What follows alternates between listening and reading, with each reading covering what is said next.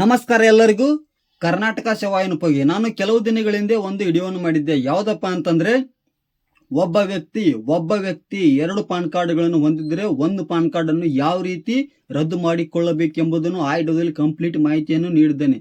ದಯವಿಟ್ಟು ಇನ್ನೂ ಕೂಡ ನೀವೇನಾದರೂ ಆ ವಿಡಿಯೋ ಏನಾದರೂ ನೋಡದಿದ್ದರೆ ಮೇಲ್ಗಡೆ ಐಕಾನ್ ಬಟನ್ ಇರುತ್ತೆ, ಅದನ್ನು ಸಹ ನೀವು ನೋಡಿಕೊಳ್ಳಬಹುದು. ಅದರಲ್ಲಿ ನಾನು ಏನೆಲ್ಲ ತಿಳಿಸಿದ್ದೀನಪ್ಪ ಅಂತಂದ್ರೆ ಸ್ವಲ್ಪ ಮಾಹಿತಿಯನ್ನು ನೀಡುತ್ತೇನೆ, ಕೇಳಿ ನೋಡಿ. ನಾವು ಎರಡು ಪಾನ್ ಕಾರ್ಡ್ಗಳನ್ನು ಹೊಂದಿದ್ರೆ ಒಂದು ಪಾನ್ ಕಾರ್ಡನ್ನು ಏಕೆ ಒಪ್ಪಿಸಬೇಕು, ಎರಡು ಪಾನ್ ಕಾರ್ಡ್ಗಳನ್ನು ಹೊಂದಿದ್ರೆ ನಮಗೆ ದಂಡವಿಲ್ಲವೇ, ಮತ್ತು ಅದೇ ರೀತಿಯಾಗಿ ನಾವು ಎರಡು ಪಾನ್ ಕಾರ್ಡ್ಗಳನ್ನು ಹೊಂದಿದಾಗ ನಾವು ಯಾವುದನ್ನು ಉಳಿಸಿಕೊಳ್ಳಬೇಕು ಮತ್ತು ಯಾವುದನ್ನು ರದ್ದು ಮಾಡಿಸಿಕೊಳ್ಳಬೇಕು ಮತ್ತು ನಮಗೆ ಕಾಳಜಿಗೆ ವಹಿಸಬೇಕಾದ ವಿಷಯಗಳು ಯಾವುದೆಂಬುದು ಸಹ ತಿಳಿಸಿದ್ದೇನೆ. ಅದೇ ರೀತಿಯಾಗಿ ಪ್ರಕ್ರಿಯೆ ಯಾವ ರೀತಿ ಇರುತ್ತೆ ಮತ್ತು ಅದೇ ರೀತಿಯಾಗಿ ನಮಗೆ ಅಗತ್ಯ ಇರುವ ದಾಖಲೆಗಳು ಯಾವ್ಯಾವ ಎಂಬುದು ಸಹ ತಿಳಿಸಿದ್ದೇನೆ.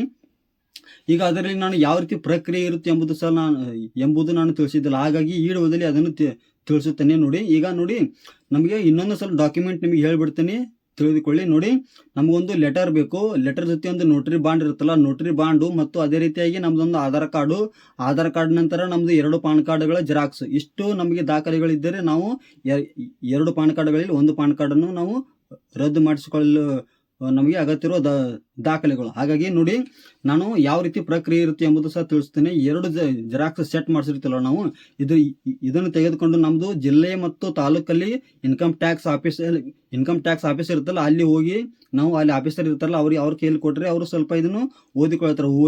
ಓದಿಕೊಂಡು ಎಲ್ಲ ನಮ್ಮದು ಮಾಹಿತಿ ಕರೆಕ್ಟ್ ಆಗಿದ್ರೆ ಅವರು ನಮಗೆ ಅದು ಒಂದು ಸೆಟ್ಟನ್ನು ಅವರು ತೆಗೆದುಕೊಳ್ತಾರೆ, ಇನ್ನೊಂದು ಸೆಟ್ಟನ್ನು ನಮಗೆ ಮರಳಿ ಕೊಡ್ತಾರೆ.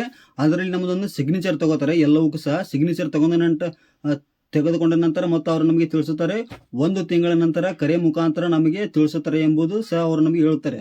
ಒಂದು ವೇಳೆ ನಮಗೇನಾದರೂ ಒಂದು ತಿಂಗಳ ನಂತರ ಕರೆ ಏನಾದರೂ ಬರೆದಿದ್ದರೆ ಖುದ್ದಾಗಿ ನಾವೇ ಇನ್ನೊಂದು ಸಲ ಇನ್ಕಮ್ ಟ್ಯಾಕ್ಸ್ ಆಫೀಸ್ಗೆ ಹೋಗಿ ಅದು ರದ್ದಾಗಿದೆಯೋ ಇಲ್ಲ ಎಂಬುದು ಸಹ ಕಂಪ್ಲೀಟ್ ಮಾಹಿತಿ ನಾವು ತಿಳಿದುಕೊಳ್ಳಬೇಕಾಗುತ್ತೆ. ಏಕಪ್ಪ ಅಂತಂದರೆ ನೋಡಿ, ನಾವು ಎರಡು ಪಾನ್ ಕಾರ್ಡ್ಗಳು ಹೊಂದಿದ್ದರೆ ಇನ್ಕಮ್ ಟ್ಯಾಕ್ಸ್ ಆ್ಯಕ್ಟ್ನ ರೂಲ್ಸ್ ಪ್ರಕಾರ 272B ಇದರ ಅನುಸಾರವಾಗಿ ನಮಗೆ 10,000 ರೂಪಾಯಿ ದಂಡ ಬೀಳುತ್ತೆ. ಹಾಗಾಗಿ ಇನ್ನೂ ಕೂಡ ನೀವು ಯಾರಾದರೂ ಎರಡು ಪಾನ್ ಕಾರ್ಡ್ಗಳನ್ನು ಹೊಂದಿದರೆ ಒಂದು ಪಾನ್ ಕಾರ್ಡನ್ನು ಈಗಲೇ ರದ್ದು ಮಾಡಿಸಿಕೊಳ್ಳಿ.